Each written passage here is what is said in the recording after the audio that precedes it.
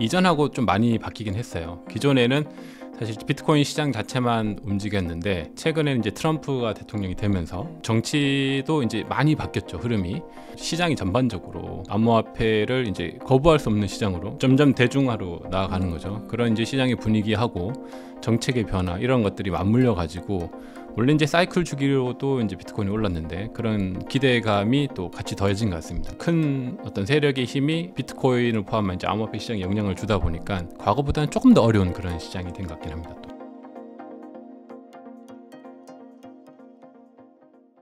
안녕하세요. 오늘 인터뷰 진행을 맡은 김혜연입니다.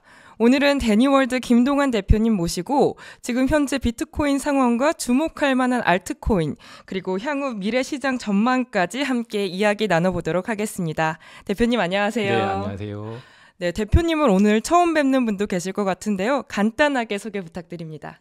네, 반갑습니다. 저는 그 알트코인 레볼루션이라는 책을 집필했고 또 최근에 그 알트코인으로 졸업합니다라는 책이 이제 방금 나왔습니다. 이 책을 집필했고 또 데니월드라는 유튜브 채널에서 암호화폐 관련해서 여러 가지 정보들을 공유하고 있는 김동환이라고 합니다. 반갑습니다.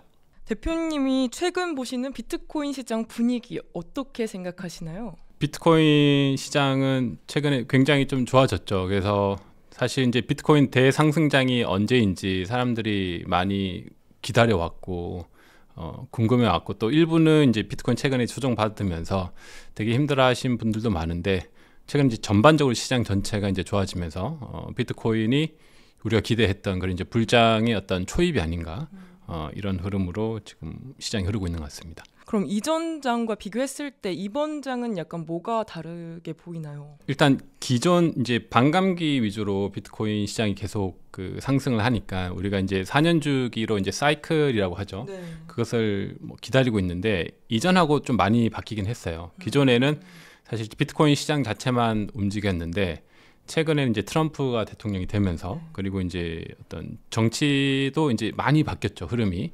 그리고 또 최근에는 움직이지 않을 것 같은 국내도 좀 그런 흐름이 많이 바뀌고 있는 것 같아요. 그래서 시장이 전반적으로 굉장히 이제 암호화폐를 이제 거부할 수 없는 시장으로 점점 대중화로 나아가는 거죠. 그런 이제 시장의 분위기하고 정책의 변화 이런 것들이 맞물려 가지고 원래 이제 사이클 주기로도 이제 비트코인이 올랐는데 그런 기대감이 또 같이 더해진 것 같습니다. 근데 또 하나는 그런 것들이 또 다른 변수로 좀 작용하기도 했던 것 같아요. 최근에 이제 트럼프 당선 이후에 이제 트럼프의 기대로 많이 올랐는데 트럼프가 이제 관세 정책하면서 이제 많이 무너졌잖아요. 그러면서 최근에 또 급 반등하는 뭐 이런 일이 일어났는데 그런 것들이 과거에는 없던 조금 더 이제 어떤 큰 어떤 세력의 힘이 이 비트코인을 포함한 이제 암호화폐 시장에 영향을 주다 보니까 과거보다는 조금 더 어려운 그런 시장이 된 것 같긴 합니다. 또. 그럼 지금 사이클 자체가 올라가는 사이클인 건가요? 아, 그렇죠. 지금 이제 우리가 기다렸던 이제 4년 주기의 이제 반감기 이제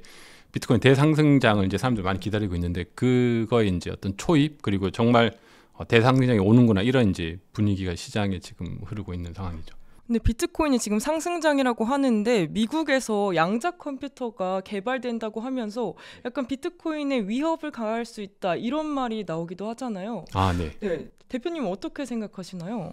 그 양자 컴퓨터는 뭐 예전부터 계속 이제 나온 이야기인데 사실 양자 컴퓨터가 나오면 이제 비트코인의 이제 주소 체계가 있습니다. 그게 이제 암호학으로 되어 있는데 그 암호학이 기존에 있던 암호학이어서 그 양자 컴퓨터가 그것을 이제 무너뜨릴 수 있다 이런 이제 이야기거든요. 근데 그거는 뭐 비트코인뿐만 아니고 사실 양자 컴퓨터가 나오면 기존의 이제 금융 시스템부터 기존의 이제 군사 시스템도 다 무너뜨릴 수가 있어요. 그래서 그 말은 결국에 이제 기존의 암호학을 좀 더 양자 컴퓨터에 대응한 암호학으로 교체를 해야 되는 거죠. 근데 그거는 이미 교체할 수 있는 기술들은 시장에 다 나와 있고 만약에 이제 양자 컴퓨터가 이제 현실화가 된다면 지금 있던 비트코인의 그 암호학 기술을 양자 컴퓨터에 대응하는 그 암호학 기술로 단순히 교체하면 되는 굉장히 쉬운 문제입니다. 뭐 물론 이제 은행이나 어떤 국방 이런 데도 이제 다 그렇게 이제 교체를 하겠죠. 그래서 그거는 뭐 큰 위협은 아니고 비트코인은 이제 굉장히 비관론자들 비트코인이 지속 가능할 수 없다라고 하는 분들이 이제 주장해온 내용이고 지금도 주장하고 있고 아마 앞으로도 이제 양자 컴퓨터 나올 때까지 계속 주장할 그런 내용이긴 합니다. 그러면은 만약 대표님이 생각하시는 비트코인 붕괴 시나리오랄 것도 있을까요? 그러니까 비트코인 붕괴 시나리오도 뭐 극단적으로 우리가 이제 시나리오를 생각해 보면 충분히 할 수 있죠. 할 수 있다는 것은 사실 비트코인 시스템 자체는 붕괴하진 않아요. 왜냐하면 예를 들어 이 비트코인 시스템이 일반 시스템 같은 경우는 이제 붕괴할 수 있죠. 예를 들어 뭐 국가의 화폐도 붕괴할 수 있잖아요. 네. 뭐 지금은 이제 미국이 달러 주도록 하지만 뭐 미국이 뭐 지금부터 한 100년, 200년까지는 뭐 충분히 괜찮을 것 같아요. 한 1000년?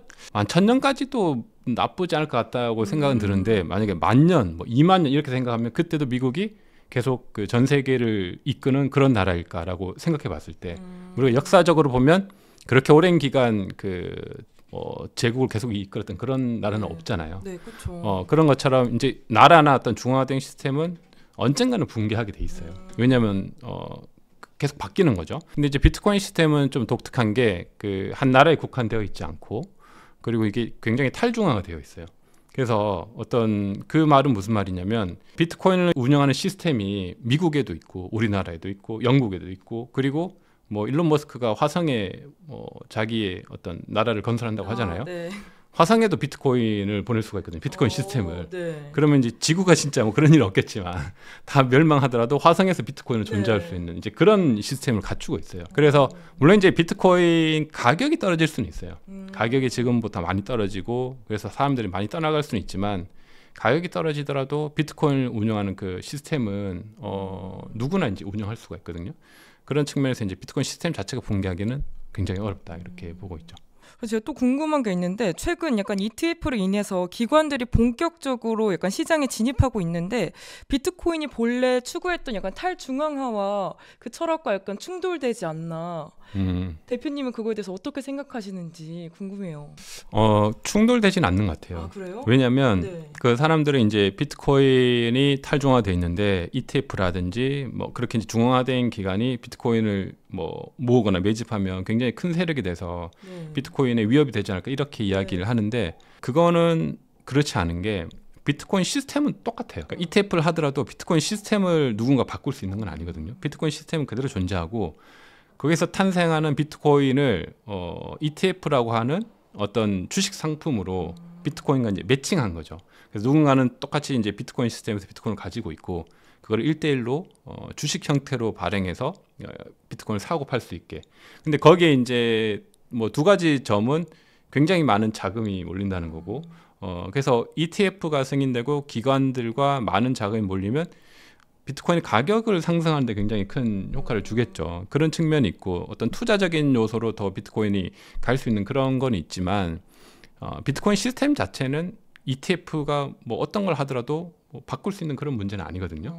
그렇기 때문에 뭐 큰 문제는 없다. 오히려 이제 비트코인에서는 이제 좋은 측면이고 뭐 ETF가 있다고 해서 비트코인 탈중앙화를 훼손할 수 있냐는 그런 건 아니거든요. 그래서 비트코인 시스템 그대로 존재하고 그것을 이제 관리하는 차원에서 좀 바뀌는 거죠. 예를 들어 뭐 우리가 금 같은 경우도 금을 실제 가지고 있는 분들도 있지만 대부분은 뭐 은행에 두거나 은행에 두지도 않고 금도 이제 ETF 형태로 이제 사고 팔잖아요. 그쵸. 그래서 ETF를 가지고 있다고 해서 내가 금을 가지고 있는 게 아닌 거죠. 그런 것처럼 뭐 ETF가 해서 금을 많이 사고 판다고 해서 뭐 금의 가치가 뭐 훼손되거나 금이 뭐 사라지거나 그런 게 아니잖아요. 그쵸. 그런 거하고 좀 유사하게 생각하시면 될 것 같아요. 그래서 금이란 존재에 이제 ETF가 있듯이 비트코인도 비트코인의 어떤 그 형태가 있는데 그래서 이제 ETF라는 걸로 이제 좀 더 활성화할 뿐이다. 이렇게 볼 수 있을 것 같습니다. 그럼 요즘 약간 개인 투자자랑 기관 투자자들이 매매 패턴이나 시장 접근 방식의 차이가 생겼을까요? 원래 그 기관하고 개인들하고는 차이가 많죠. 그래서 최근에도 사실 비트코인이 이제 많이 빠졌을 때 그때 이제 개인들은 이제 불장이 끝났나 이렇게 생각하고 매도하신 분들도 많이 있을 거예요. 그래서 특히 많이 떨어졌을 때 이제 파신 분들도 있고. 근데 그럴 때 기관들은 주로 이제 매집을 하죠. 매집을 하고 비트코인을 계속 사모으죠. 그럴 수밖에 없는 게 특히 미국의 이제 기관들이나 이런 분들은 우리보다 개인보다 정보가 더 빠르죠. 특히 이제 미국 그 정부하고 정책이 어떻게 움직이는지를 조금 더 긴밀하게 알거든요. 그러면 이제 뭐 그들이 어디까지 아는지는 우리가 좀 한계가 있긴 하지만 우리보단 정보가 많은 건 분명해요. 그래서 그런 이제 앞으로 있을 정책이나 이제 변화들을 알고 있는 거죠. 그래서 충분히 비트코인은 계속 상승할 것이다라는 것을 어느 정도 예견할 수 있기 때문에 이런 이제 떨어져 있을 때 그들이 더 이제 매집을 하고 실제 매집을 좀 많이 했었고 지금 같은 경우도 이제 기관들이 이제 매집을 하죠. 그리고 기관들은 매집을 하더라도 뭐 짧게 가져가진 않고 좀 이제 길게 가져가는 거고 그리고 그들의 입장은 좀 다른 게 비트코인을 많이 매집하면서도 그걸 가지고 특히 이제 다른 그 어떤 해치 상품들도 같이 활용할 수가 있거든요. 그래서 개인보다는 그 어떤 손실이라든지 이런 부분에 있어서도 더 대응력이 좀 강하긴 합니다. 그럼 지금이 불장이라고 하셨잖아요. 네네. 그럼 개인 투자자들이 지금 진입하는 것도 괜찮을까요? 뭐 여전히 괜찮죠. 비트코인을 이제 진입한다고 하는 것은 여러 가지 관점이 있는데 내가 이것을 단기로 이제 살 거냐. 네. 단기라고 하는 것은 이걸 사서 뭐 1년 이내에 이제 정리할 거든지 아니면 장기로 사서 뭐 한 4, 5년 가져갈 거든지 아니면 뭐 10년 이상 가져가는 분들도 있고 이게 다 다르기 때문에 매수 시점 자체는 사실 그 내가 언제 수익을 실현할지에 대해서 지금이 이제 굉장히 좋은 시기가 될 수도 있고 그냥 뭐 평범한 시기가 될 수도 있고 그런데 뭐 많이 빠졌을 때보다 굉장히 좋은 시기는 아니죠. 그렇지만 여전히 비트코인은 이제 상승장으로 이제 좀 전환한 그런 초입으로 보여지기 때문에 뭐 짧게 봐서 올 연말에 뭐 내가 비트코인을 지금 사서 좀 수익 실현을 하겠다 이런 관점으로 들어가도 충분히 괜찮을 수 있고 또 뭐 길게 봐서 뭐 5년 10년 간다 이런 경우는 뭐 크게 걱정할 게 없죠. DCA라고 하죠. 계속 이제 비트코인 조금씩 여유 있는 자금을 사모으면 되죠. 그리고 또 곧 있으면 저희가 조기 대선을 앞두고 있잖아요. 네. 이런 조기 대선도 저희 코인 시장에 많은 영향을 줄까요?